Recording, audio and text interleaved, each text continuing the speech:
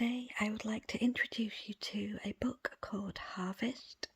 It is by G.L Davies and is the true story of alien abduction. It is of the paranormal genre and is published by John Hunt Publishing. It is also available from them as well as sites such as Amazon. If you are from the Haverfordwest area in Pembrokeshire, you can also buy this in Victoria Bookshop. I am also going to read the blurb to you. G.L Davies invites you to join him on his most terrifying investigation yet. In 2009, one woman from Pembrokeshire believed she was abducted by aliens. What followed was a terrifying ordeal of alien visitation, nightmarish visions, encounters with terrifying creatures, a connection to the past and a prophecy of destruction on the scale never before seen in Pembrokeshire's peaceful history. Should these events be true, then no one is safe. The harvest has begun. I would also like to read you an extract. And we will start at the beginning of a paragraph because I don't like to start mid-sentence. I went up to the loo. I remember it vividly as Wendy had just said something rude about one of the boys and I was giggling. As I went up the stairs to the bathroom. The farmhouse was an old stone building. There was a wonderfully large living room with oak beams and a great old fireplace that we were burning logs on. The staircase was narrow, leading up to the 3 bedrooms. The farmhouse was off a quiet road down a long, bumpy track. The track was probably about a half a mile from the main road and descended quite steeply. The house nestled down in the fields of the valley and was circled by a row of trees and a small stone brick wall. There was another building that used to be a barn but had been converted into a garage with a nice guest apartment above that was occasionally let out to holiday makers in the summer. I had shotgunned the apartment on my arrival and had bagged Lenny to be my guard dog and companion. The bathroom had a low frosted window with a wooden sill and faced out towards the descending track. Above was a skylight. As I sat there chuckling, I saw what I thought were headlights of a car driving down the track. There was no way, though, that the guys had got there that quick, as they were a good 30 minutes away, and Sean had only called them in the last 5. I thought that it was obviously someone else visiting, or they'd taken the wrong turn. Once you were on the track, there was nowhere to turn, and reversing back around the bends would be difficult. Not that I ever did such a thing. I expected to hear Lenny start barking loudly to herald the arrival of visitors. The lights continued down very slowly. I leant forward so I could see more through the frosted pane. Then they stopped. I thought the driver must have realised they had taken the wrong turn and was considering what they were to do. You must remember that this has taken 20 seconds at the most from the time I first saw the lights come down the track to seeing them stop.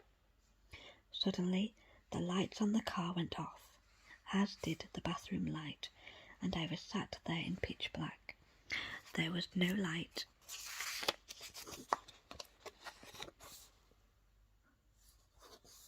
From outside, and no light from under the bathroom door from the landing.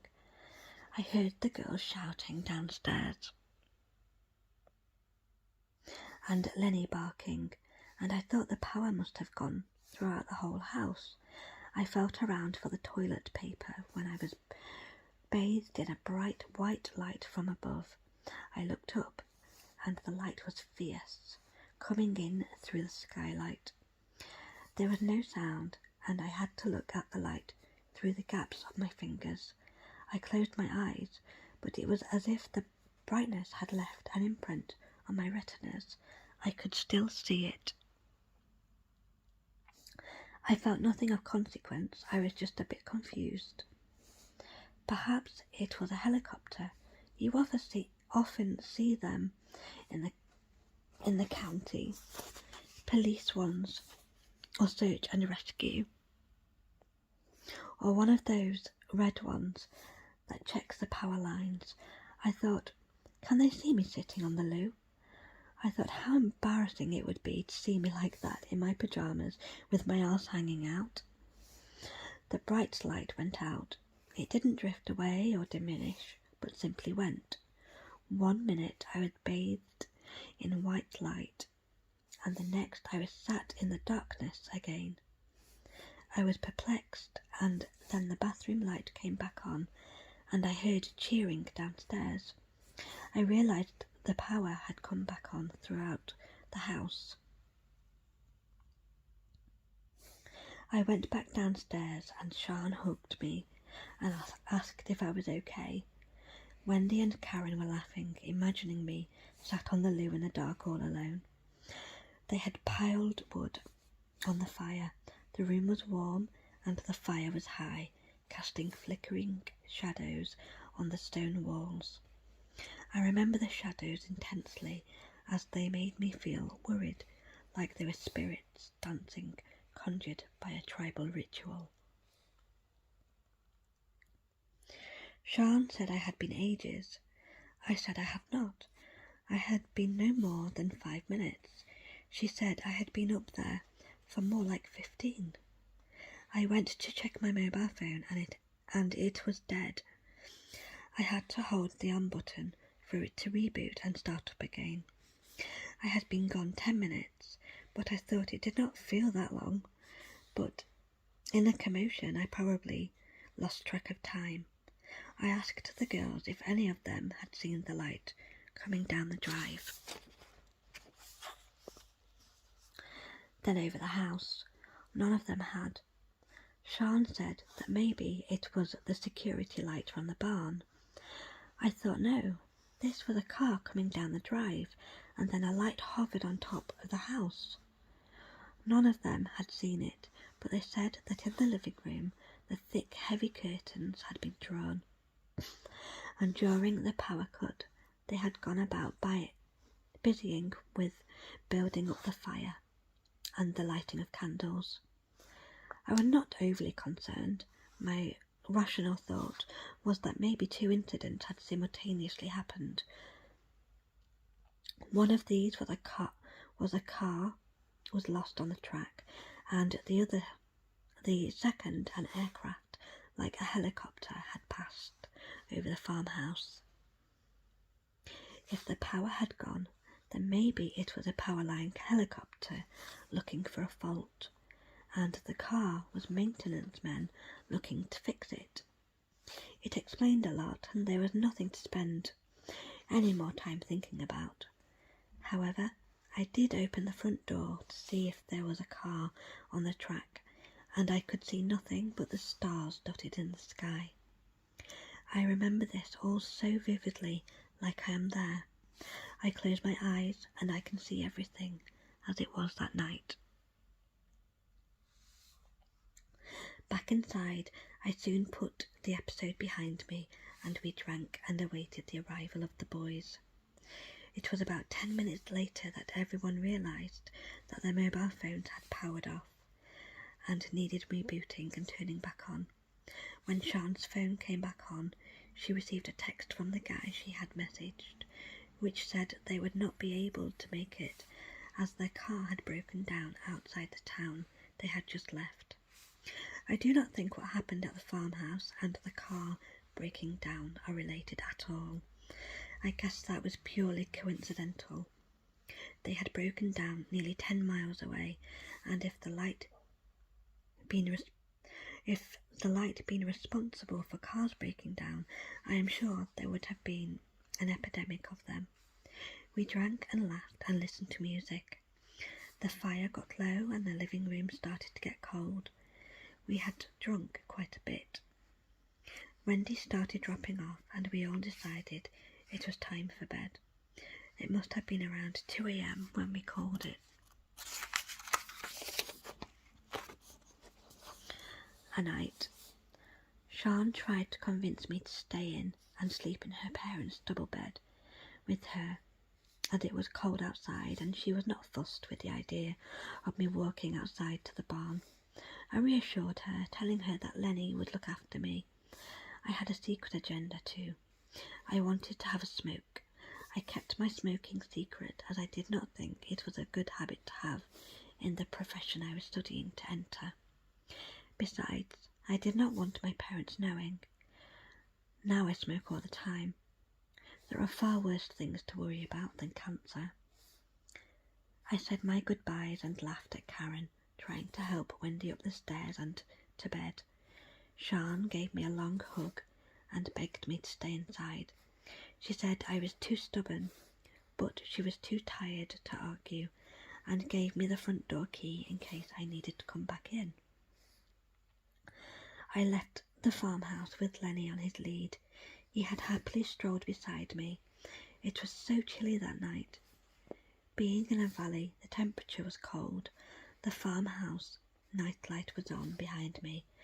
It only took 20 seconds, if that, to walk to the barn. I never felt threatened out there, never did. I never had a fear of nature. If I close my eyes now, I can see and feel it all so vividly. I could hear an owl far off in the distance, and the tinkle of the stream that ran behind the barn. I got to the barn and opened the door. There was a small hallway. To the left was a door to the garage and then a flight of wooden stairs leading upstairs. I walked up and opened the apartment door. It was nice and warm in there after being out in the night. The apartment was open plan with a kitchen, living area and a dining area. Tucked in the corner behind a wood-panelled wall, about 5 feet tall, was a double bed with a heavy duvet. At the opposite corner, above the stairs, was a small toilet with a shower. Like the farmhouse, the windows were very low, but much taller, and there were around half a dozen skylights. It was amazing in there. The work that had been put into it was superb. Lenny had jumped straight onto the bed, and I went back downstairs as he lay down. The nightlight on the farmhouse had gone out, and I stood there and smoked and looked at the stars. The door behind me was ajar and let out a sliver of light, and it was so peaceful. I still remember the shivering with the cold, and it did make me recall the incident earlier in the bathroom.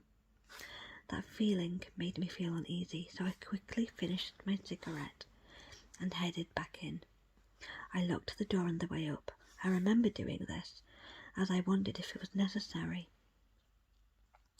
I thought, though, that whoever was on the track driving down could still be out there, or the lads that were supposed to come over might decide to come and play a practical joke on us later in the night. I went upstairs in the warmth of the apartment. I used the loo and poured myself a pint of water and placed it beside the bed. Lenny had his face on his paws, half asleep. I got into bed. The duvet was heavy and reassuring. The clock next to the bed, if I recall correctly, said 2:15 or thereabout. I turned off the lamp and lay there in the dark. Lenny was breathing heavily, and with a combination of wine and tiredness, I dropped off. That night I had a terrible dream, or what I thought was a dream. I woke up and the alarm clock showed 3:18. I remember that time like it's tattooed on my brain, and then it flickered off. I felt as if there was someone moving around in the room, in the darkness. I could feel Lenny lying heavily on the bed and heard him breathing deeply still. You can sense when someone is there. I was certain there was someone stood there in the darkness. I thought it might have been Sean, though I should have heard her unlock the front door and make her way up. I sat up a little and peered around. There seemed nothing there, but I could sense it. The hair stood up on my neck and arms, and a cold feeling ran down my chest and to the pit of my stomach. I had to be dreaming, right? By the end of the bed, I thought I could make out something moving. There was something small. I thought it was a child.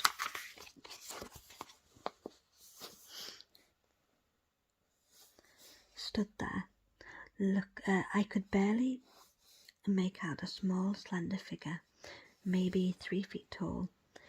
It was just a dark silhouette. It was staring at me, lying on the bed. I panicked and was about to sit up when the entire room was filled with a bright white light. There were 6 thick, bright columns of light pouring through the skylight, and they quickly emerged into one. It was the same intense light I had seen in the bathroom. Lenny barked and jumped off the bed. I could not move. I was propped up on one elbow, shielding my eyes with my other hand. I heard something crash. The light quickly disappeared, and I was back in the darkness. I prayed Sean and the girls would hear and run over.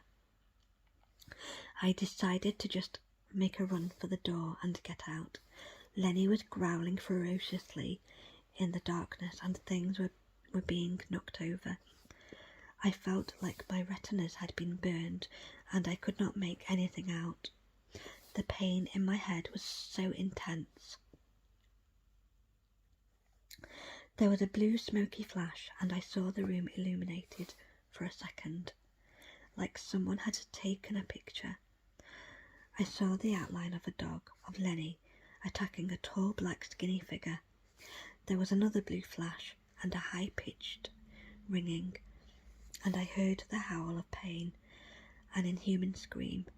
Another flash, and I saw Lenny crumpled into a heap on the floor.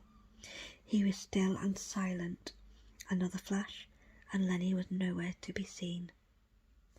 Another blue flash, and I saw a black, featureless face, mere inches from mine. I screamed. I woke up with such a panic. I bolted upright. The clock showed 7:44. My head hurt so much. I had a terrible pain behind my right eye, like a migraine. I reached out for the water, and it was not there. I peered over the side of the bed, and the glass was broken on the floor. I presumed I had knocked it over during my nightmare. I went to sit up, but I had terrible cramping and pains in my stomach. I had a sharp, piercing pain in my back. It was like period pain, but so much more intense. I knew I had drunk the night before, but this was not a hangover. I was in severe pain.